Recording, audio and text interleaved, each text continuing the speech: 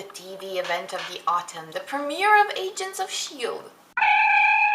So the pilot started, and I was excited because fuck yeah, superpowers! Right from the beginning, none of this spy, covert ops bullshit, it's superpowers.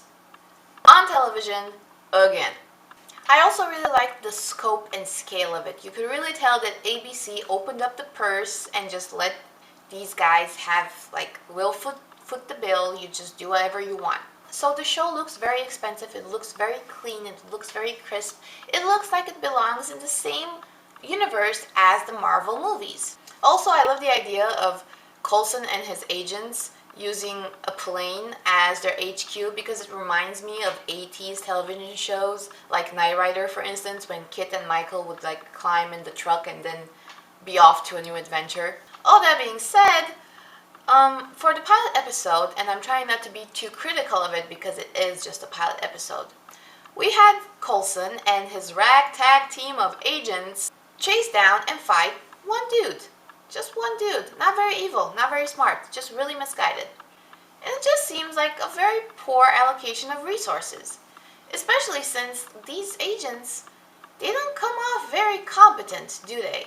Lots of standing around in an interrogation room doing nothing.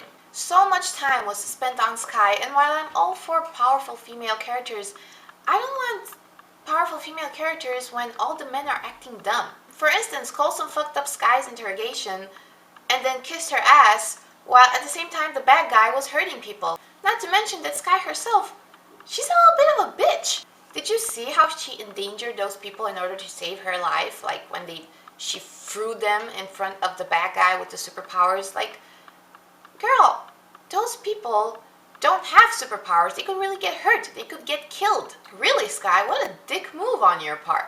And then at the end, when the bad guy with superpowers is apprehended and he's in custody, the team is like, okay, on to the next one.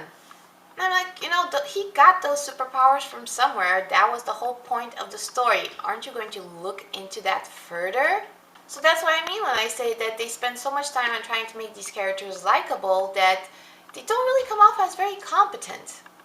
It's not like in the Avengers where it was, this team is not supposed to be together to fight these aliens, but we're gonna fight them.